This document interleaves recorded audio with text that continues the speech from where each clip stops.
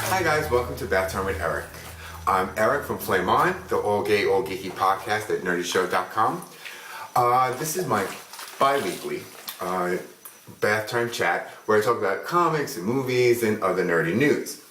The first thing I like to talk about is my girl Diana, Wonder Woman. I believe the girl's name is Gal Gadot. Isn't it pretty? Gal Gadot, who got the part as Wonder Woman. And she did, we all saw her and she's really skinny and we're like not really pleased about it.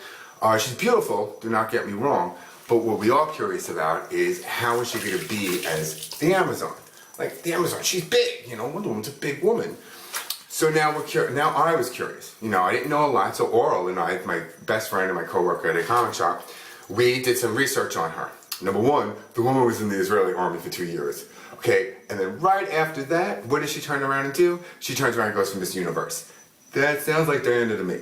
Okay, so that's just my opinion, and I was just blown away by that. But now she did her own little backlash. She turned around and she started saying that Wonder Woman, isn't Amazon first and foremost. And if we go and sticking to the whole Amazonian thing, Amazons have one breast.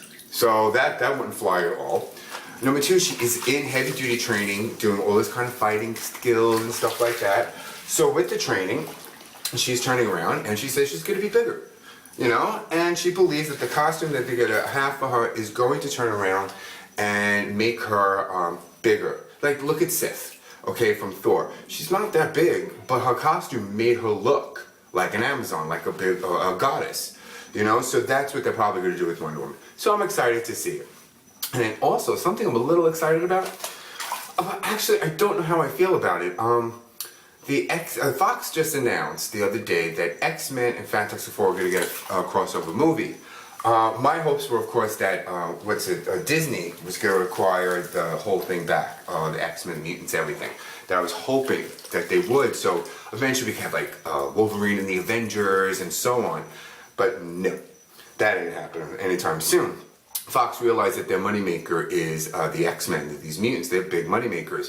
So they're going to keep them and they're going to blow out the universe. We're going to get, Bryan Singer's going to go back to X-Men, the original franchise, and do X-Men 4 with Apocalypse. We have X-Men First Class, we're getting X-Force, and now they just announced Fantastic Four. And on top of that, now they want to do a Fantastic Four X-Men crossover. It's cool, sounds really, really neat. I'm excited about it, and so on, but I don't know. I don't know how to feel about it. I'm gonna keep my fingers crossed. That's all I can say about that. Now, comic books. I like to cut to comic books. A couple of things. DC, I want to do a little update. Forever Evil is fantastic. It's really like crazy, Jeff Johns craziness, which I always love his stuff. Remember Blackest Night and, all his events, that Flashpoint. They're fun. They're a lot of fun. And to see this. What I'd like to know more about is Superwoman's origin. If you're all up to date, so spoiler alert if you're not, an issue of Justice League, I believe it's 26, that starts showing Johnny Quick and Atomica. It shows, what's its name, the Ring, Power Ring. It goes into their origins. And when they go into Superwoman, it was deleted. Her origin was deleted. Why? I want to know what this woman is up to. There's something. She's playing everybody's side. She's kind of like, like she's going to play the winner. Whoever. She's going to start with whoever's going to win this. So I'm curious about that. I want to know what this woman's up to. And quote unquote, she's pregnant. I don't know. And Ultraman's that dense that he can't figure out the child's not his. Well, I think we don't think it's his. And my speculation and fear itself, I think it's going to be the death of Nightwing. Now, I don't know, because he's been exposed, he's been outed as Dick Grayson. I don't know if it's going to be the character Nightwing, or it's actually Dick Grayson who's going to die. But I think that's good. That's the big thing that's going to happen here. I mean, I don't know if Dick Grayson will die. A friend of mine, Chris, and I were talking about it, and he brought up a good point. Batman just lost Damian. And now you're turning around and take his, which I know Damian was his blood son, but I mean, Dick Grayson is his son, through and through. I mean, he loves Dick Grayson so much, and Richard, and, I just don't want to say the wrong thing because they could go really bad. So we're going to see. We're going to see what's going to happen with that. But my speculation is Nightwing, the character of the person, is going to die. Dick Grayson is going to be done. Now with Marvel, Marvel announced their all new Marvel now. Okay, we have to do this all over again because we just did it 2 minutes ago. But my pick of the week, gotta say Black Widow. Before this, and this is what Marvel now was set up to do this, the all new Marvel now, was set up to do what it's doing to me. I knew crap about Cosmic Marvel. And now I read Guardians, I know Thanos, I read Infinity. I love my X-Men, I'll always be true to my X-Men, but it's broadened my horizons and got me curious. I got to read some things ahead of time, and my pick really, honestly, of things I've read, Black Widow. I didn't get to read it all, I just read a few that are coming out, and I believe, Black Widow comes out this week.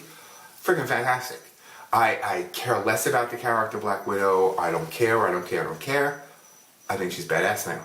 Now I got to know her origin, what she's about, who she is, the whole assassin thing. Like, I'm reading this and I'm like, how the hell are you an Avenger? How the hell do people just deal with you being there? Because she is badass.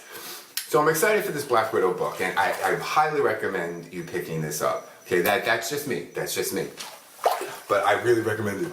But of course, everybody notices that my fascination with redheads and Black Widow, redhead. Speaking about redheads, my girl Jean. Oh, my Jean. So we're getting it starts this week, an all new X-Men. The trials of, me, Jean Grey. So sad. She's going to be tried for the crimes she has yet to commit. So we will get more into that, as it comes out. When I get to read, I didn't get to read that ahead of time, so I know nothing that's really going to happen.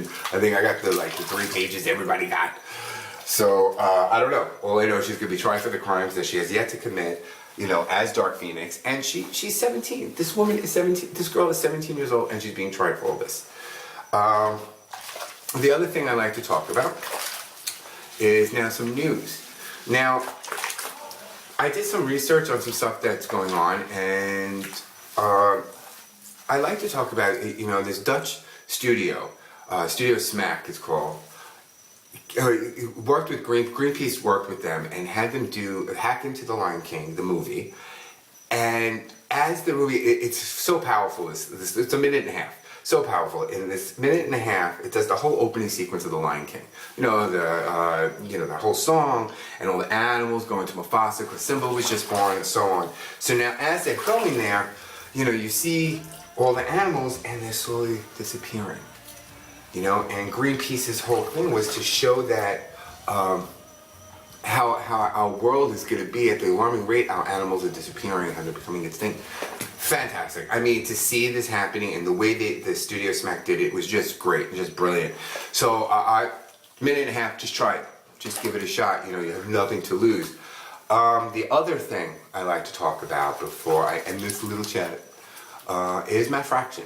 Matt Fraction came out, in a sentence, he came out of this. He wrote this letter right before New Year's that I was blown away. I was very touched by it.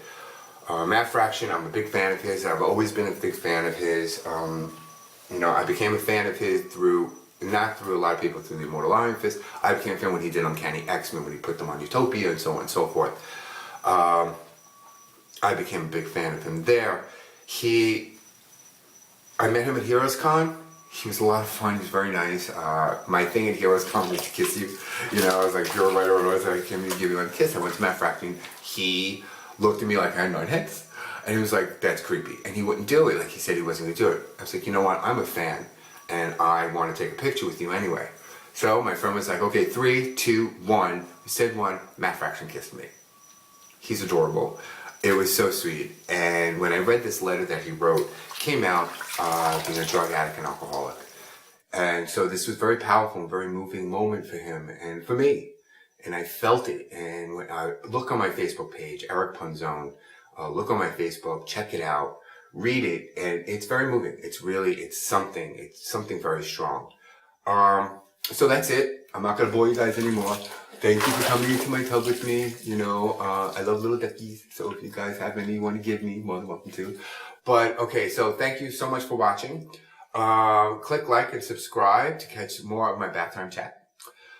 For more of me, and possibly my homosexual colleagues, head over to flameonpodcast.com and nerdyshow.com and subscribe to our podcast on Nerdy Show.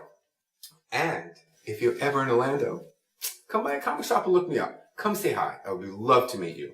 All right. Thank you so much for watching, and I'll talk to you soon. Bye.